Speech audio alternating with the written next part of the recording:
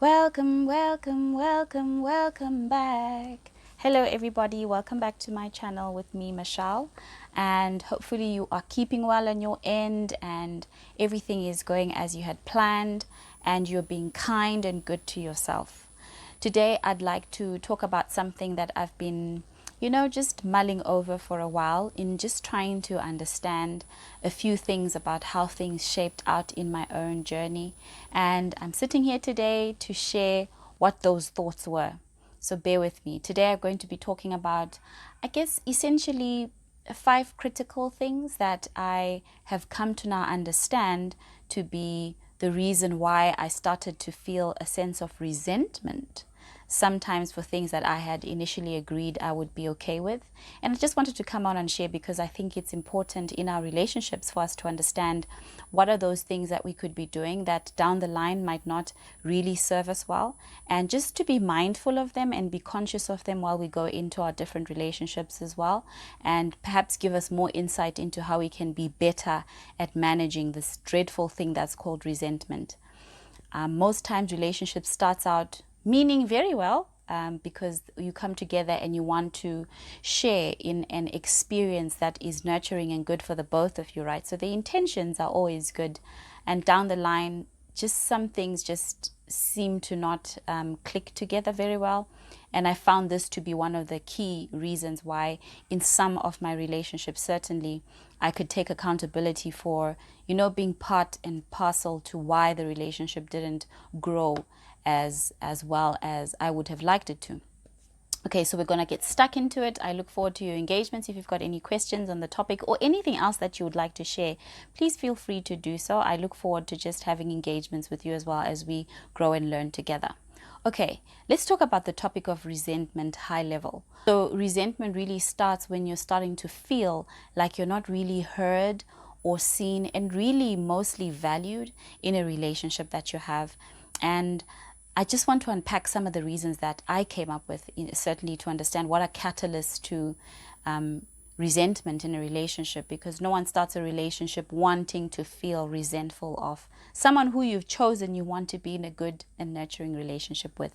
First one is perceived injustice or unfairness. So resentment can come from perceived injustice or unfairness. So most of the time, when you start to feel resentment towards someone else, it's because somewhere or somehow you feel they're not treating you as fairly as they should. And that could mean that you're looking at the way that you perhaps treat them and how you have nourished the relationship or what it is that you bring to the table, certainly. And you're feeling like they're being unfair in how they're understanding what you're actually bringing to the table. But sometimes I guess what we need to be careful of is the way you are representing yourself might not be the way they're receiving you, meaning you might think you're giving them 80% of your time and attention, therefore they need to be very gratuitous when you give them time because you have a lot of things you could be doing, blah, blah, blah, blah, blah. But if you don't spell it out to them to say, look, I have a pretty hectic schedule, and even if I give you 30 minutes of my day, I'm giving you 80% of my attention in that time because a lot of other things are demanding my attention. So it might look like 30 minutes is small to you, but just helping them understand what it means for you to give them that 30 minutes as well.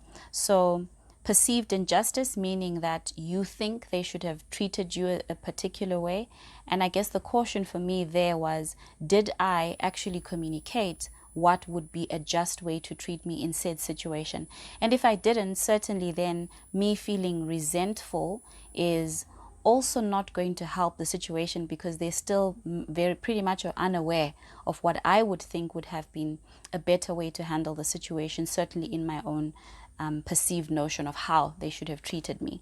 So perceived injustice and unfairness, really, I guess this point is about when I'm looking at how the other person is treating me and I feel that they're not being fair, cautioning more about us trying to understand why we feel it's unfair. Number 2, did you communicate that you feel that it is unfair, or did you even try to understand whether they were intentionally trying to be unjust in how they responded to you or treated you, or they were being unfair. It could really be that they didn't understand just how much of a sacrifice or value that it means to you, and you could be going off on a tangent. Resentment can come from unmet expectations or broken promises. Listen, let's talk about the promises. Usually when you promise something, it comes from a good place, right? I promise to do X, Y, and Z. I promise to not do X, Y, and Z. It's coming from really a space where you're trying to be relationship building. You're promising because you really, one, would like to do that thing. So it's not necessarily that you don't want to. And number two, you really feel like it would be good for the relationship that you are nurturing with said person. The problem with promises is you make them outside of the situation where you would need to be held accountable for holding that promise, right? And you don't know oftentimes how you actually will react in said situation. So for instance, if you say, I promise I will never watch our family show without you. We'll always watch the latest season of whatever show you're watching together. So there isn't a time I will watch it without you. It's a simple promise to make, and definitely you can see why you're making it, because you want it to be your thing, you and your person, right? And then they go on a trip for a month, and now you are riddled with the promise and the show is going on. So you were missing out on the show. So you're actually not sure how you're going to actually manage it. So now that the person's gone, they've gone for a month, you have said that you promise you'll never watch that show without them, yet you're very curious because you like this show. Now what are you going to do? Chances are you're going to watch the show and it might slip out. And the next thing you know, you're like, oh, when you're watching it with me, now you're telling me, oh yeah, and this part, I don't understand why Gail did this. Like, it's terrible. And then it comes out that you actually watched the show without them, and it hurts them, right? So I guess where I'm going with this is sometimes promises, really we shouldn't be making too many promises. I think the intention of being good and kind in nature makes us go into promising, but I would take a bit of a pause before we start promising things. Promise something you've really thought about. And I say don't promise at all. I promise to be kind, loving, those type of things, generalistic in what it is, not very definitive in what kind and loving may be, because I can't actually say that when the time comes for me to prove that I will live by the promise I made, I can actually live up to it. I hope that makes sense. Unmet expectations come from you not having had a candid conversation with your partner or your friend about what it is that you think you would really be looking for in the relationship that you are building together. So because you've never actually explained it to them, they are nonetheless aware, right? And therefore, because sometimes you don't say it because you think it's an unwritten rule, something they should know, I think we should move out of that notion and just be more open about being present and letting people know what it is that would make us feel valued, would make us feel seen and make us feel heard, so that they understand what it is we're looking for in the nurturing of our relationship. Sometimes they don't meet those expectations because you don't voice them, so they're nonetheless aware that somewhere there is an expectation that they need to meet, and not that they can't meet it, but just that they don't know that it's there.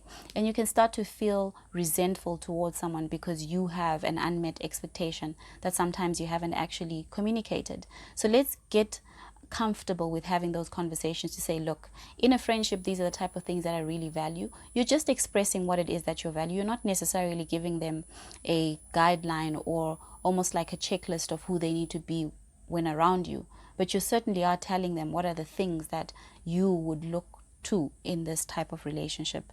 And broken promises are a trap, guys. Stop these promises. They come from such a good place, I understand it, but think about it this way. When you're making a promise, you're making it most of the time out of the situation where you would need to be accountable for holding yourself to that promise. And you actually don't know how you react when said situation comes up, and you might not be able to live up to the very promise that you're making. So maybe we should take a pause on making promises to each other. So feeling disrespected or disregarded is the third one. Feeling disrespected stems from someone treating you in a way that doesn't show a sign of an understanding, and also that they're not thinking about how they would impact you, right? So they are disregarding how their actions would actually impact you, so you feel disrespected. It also comes from you feeling that a person and the way that they interact with you, or the way that they react to you, or they respond to you, something they did, something they said or didn't do, is going really against who you are, in your core value system, and that really can lead to a lot of resentment. And I guess on this topic of feeling disrespected, I think the most important thing is getting to a space where we are able to communicate what respect feels like to us, because respect to you can be very different to what it looks and feels like to me. So I think the best way to curb this type of resentment is to upfront be open about what respect looks to you. And I know respect is such a big thing, especially for men. And most times, certainly in my case, I'm not quite sure if the way I am presenting myself actually is received or perceived to him as being respectful. And the best way to know is to ask. You can ask, what are the things that I do that make you feel respected? And the other way to ask that is, what are the things that I do that make you feel disrespected? And remember, when you're talking about it in the way that I'm placing it, when you say that make you feel disrespected or respected, I'm not saying that that was my intention, right? I'm just trying to gauge and understand from their standpoint what it is that I do that equates to being either respectful or disrespectful to them. Then we can have a conversation. Sometimes it's as simple as explaining the differences of our upbringing that help you actually bridge the, oh, okay, is that why you do it that way? Okay, well, in my view, this is how this is how I was raised to believe, and certainly it's my belief system that respect looks and feels this way. And it becomes more about having a conversation about your different upbringings on the same topic, and getting to a place where you can get a common understanding of what looks and feels like respect to your partner. And it's up to you what you do with that information. Certainly, if you want to be nurturing the relationship, you're going to work towards understanding how you can see respect in different ways, if it's in a different way that is being presented to you. And certainly how you can understand how you can show more respect in a way that the person sees it themselves. Number 4, resentment can be created from experiencing a loss or a setback. This one is usually where you have agreed to do something together and it doesn't come to pass, and you feel that the person could have still made it come to pass, but they chose not to. So experiencing a loss, us not meeting what we had said we would do, starts to harbor a lot of resentment, especially on the part of the person who perhaps was the instigator of what it is that you had agreed to do. So it's very important when we set goals together that we both come to an understanding of how feasible it is for us to meet those goals. And if not, to unpack what would be a feasible goal that works for both you and I, instead of just blatantly agreeing to something for the sake of not having that tough conversation, or just for peacemaking, right? Sometimes it doesn't work just to be agreeable on topics that you have a reason of contention on, or perhaps things that you don't really quite understand how you're going to make them come to fruition for yourself. What is the part that I play in making this happen? So to stop resentment coming from experiencing a loss or a setback, let's be clear in mind when we are having these conversations, and when we agree to something, I think for each person to really understand what it is they're agreeing to. And if you don't have that conversation, okay, so if I say yes, that we're going to move to Canada in the next year, does that mean that I would have to do X, Y, and Z? And just have that open conversation so you fully understand what it is you're agreeing to. And lastly, but certainly not least, is feeling undermined or unappreciated. This one is for the women. I think a lot of times we do a lot of things in our relationships that sometimes I don't want to use the word sacrifice, but take a lot out of you to actually do them. But because you love that person and you really want to do it for them, you do it anyway, right? And it becomes a norm. So now the person is used to you constantly doing X, Y, and Z for them. It's a conscious decision that you have made to say, I'm going to make a conscious effort, and it is quite an effort for me to always, for instance, cook a fresh meal every day. So I guess the caution here is to curb feeling unappreciated by someone. If you're making a conscious effort to do something that is not, I guess, something that you normally would do, so it's taking a bit more effort for you to do this thing, but you're choosing to do it, communicate it. Let your partner know that, you know, I'm really not a fan of cooking, but because I really want you to have balanced meals and I want us to be healthy and create a healthy lifestyle, I'm going to make the conscious effort to always come and cook, no matter how tired I am. Let them understand I guess let them understand what it means to you to be doing that thing, so they can appreciate it. And if it's someone who is in a relationship where they also want to make you feel appreciated and certainly want to nurture you, they're going to feel your sacrifice or your effort, and they're going to value it, right? And they're going to be reciprocal in being appreciative of whenever they see that you have made a home cooked meal. They'll understand the amount of effort it took, so it's easier for them as well to know how much they should be appreciating it as well.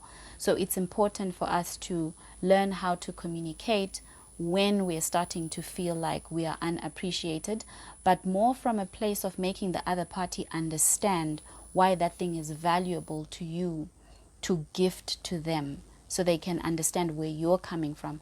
Otherwise, all they see on the receiving end is that you're always cooking, and it's not wrong for them to become a norm. Let's get into the culture of just having these conversations together.